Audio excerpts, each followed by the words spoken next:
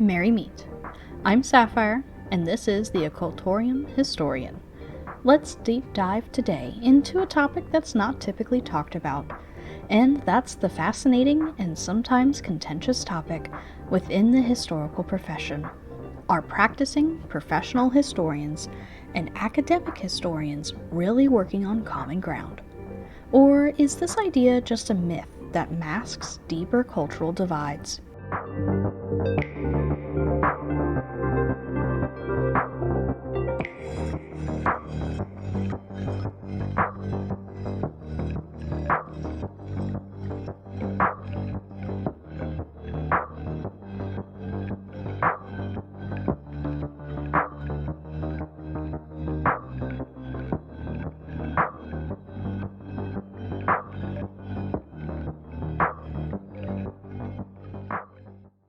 Welcome to the Occultorium Historian. I'm Sapphire, and I'm your guide today on this journey through history's hidden corners. Today we're going to take a little bit of a different direction, and we're going to look into the actual field of history itself. We're going to define public history and the roles of a professional historian. I know, it sounds a little boring, but I think you're going to learn quite a bit from this, and you might walk away with a new understanding and respect for the field. Let's get into it. The National Council of Public History, or you might see it as the NCPH, defines public history as, quote, the many and diverse ways in which history is put in work in the world, unquote. And honestly, looking through the website right now, it looks like it makes sense. Unlike traditional academic history, which often takes place within university walls, public history emphasizes history applied in real-world situations, like tours. Practitioners work as museum professionals, archivists, historical consultants, oral historians, cultural resource managers, and so much more. All united, accessible, relevant, and practical. Now, Jack M. Holl, in his article Cultures and Conflicts, an argument against common ground between practicing professional historians and academics, challenges the notion that academic and professional historians can seemingly bridge their differences under the umbrella of public history.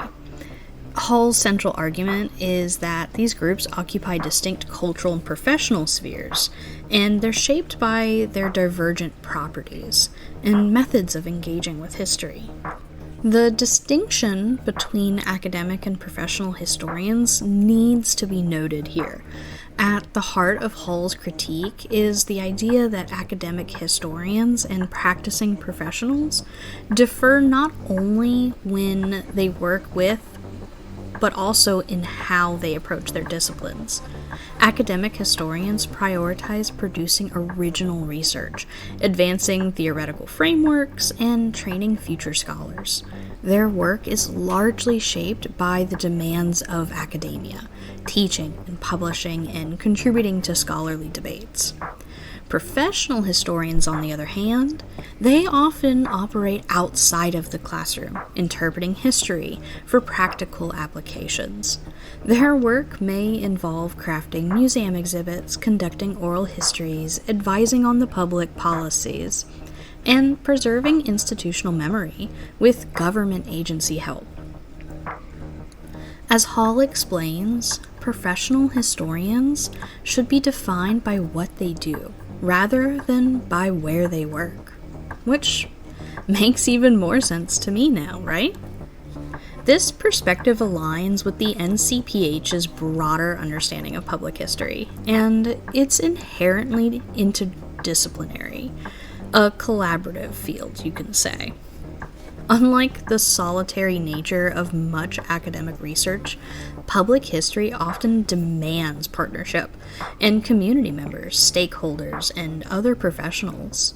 This collaborative ethos is both a strength and a defining characteristic of the profession. While the cultural differences between academic and professional historians are significant, there are examples of fruitful collaboration that demonstrate how the two spheres can intersect. One such example comes from the article, What is Public History? Publics and Their Past, Meanings and Practices by Jill Lillington. Lillington discusses how public history, when guided by a shared commitment to engagement and inclusion, can really bridge the divide between academic historians and the public. She also emphasizes the role of academics in creating frameworks that allow for public participation in history making.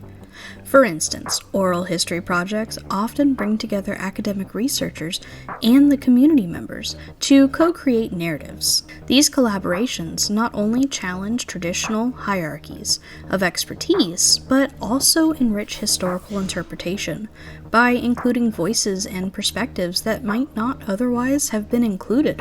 A practical example of this intersection can be seen in public history initiatives that focus on local histories, such as university-led projects to preserve urban neighborhoods, or in Lillington's example, an inclusive way to preserve minority communities. In these cases, academic historians work closely with the public, archivists, and community leaders to document stories and artifacts, ensuring that history serves both scholarly and public interests. Lillington's argument illustrates that while the divide between the academic and professional historian is real, it's not insurmountable. With intentional collaboration and mutual respect, both groups can contribute to a broader and more inclusive understanding of the past. Now, why does this even matter? This conversation is not just academic. I really wanted to share this conversation with you today because it has a real implication for how we value and support historians, working outside of the traditional university setting. By failing to acknowledge the unique contributions of professional historians, we risk perpetuating a narrow view of the discipline that is overlooked by broader society impact. Public history reminds us that history is not confined to scholarly journals or lecture halls. It lives in the stories told at historic sites, the exhibits curated in museums, and the policies shaped by historical research. Recognizing the distinct yet complementary roles of academic and professional historians, it can help us create a more inclusive, dynamic vision of the entire field as a whole. What do you think? Do you think academic and professional historians can find some common ground, or are they just destined to be culturally different, to bridge together? And also, did you know that there's two distinct fields within the history academic? Share your thoughts below. I'd love to hear from you. And if you don't mind, we have a Patreon now, the Occultorium Historian official Patreon. You can support us for free or just $1. Anyways, we'll catch you later. This is Sapphire signing off from the archives.